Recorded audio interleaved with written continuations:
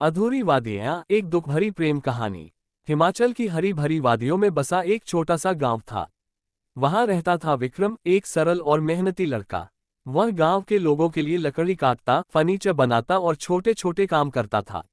विक्रम का दिल बहुत बड़ा था और वह सच्चे प्यार में विश्वास करता था।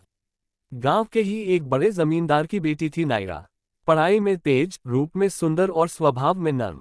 नायरा बचपन से ही अपने पिता की इकलौती संतान थी और उसे हर चीज में नाजों से पाला गया था। एक दिन नायरा गांव के तालाब किनारे घूम रही थी। उसकी नजर अचानक तालाब में गिरने वाली एक नाव पर पड़ी। नाव को संभालते हुए विक्रम ने उसे बचाया।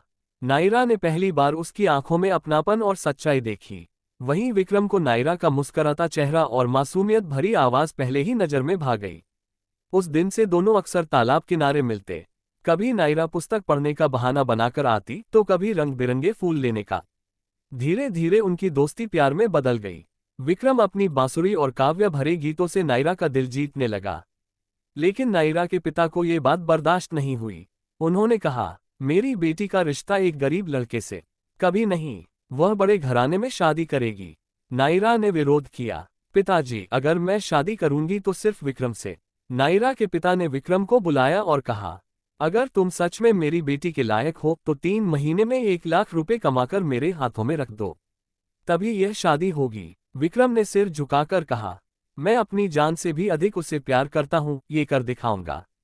विक्रम शहर चला गया। उसने दिन रात मेहनत की, रिक्शा चलाया, कारखाने में काम किया, कभी होटल में बर्तन मांजे। शुरुआत में उसे कोई गंभीरता से नहीं ले रहा था। फिर उसे एक बांसुरी प्रतियोगिता का पोस्टर मिला, प्रथम पुरस्कार 1 लाख रुपए। विक्रम ने उस प्रतियोगिता में भाग लिया।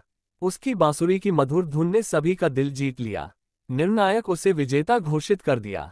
विजेता राशि लेकर विक्रम गांव लौट रहा था, लेकिन नायरा के चाचा बलवीर ने उस पर नजर रखी। बलवीर को यह रिश्ता मंजूर नहीं था।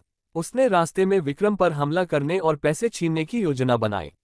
विक्रम ने किसी तरह बचकर वीरेंद्र के घर पहुंचकर पुरस्कार राशि उनके हाथों में रख दी।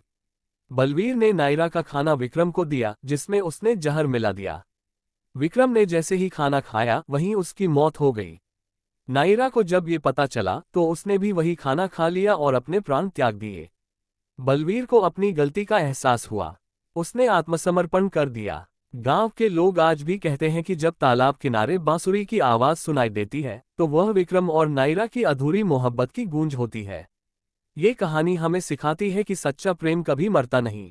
चाहे समाज की दीवारें इसे रोकें, चाहे परिस्थितियां अधूरी मोहब्बत बनाएं, उसका असर हमेशा लोगों के दिलों में जीवित रहता है।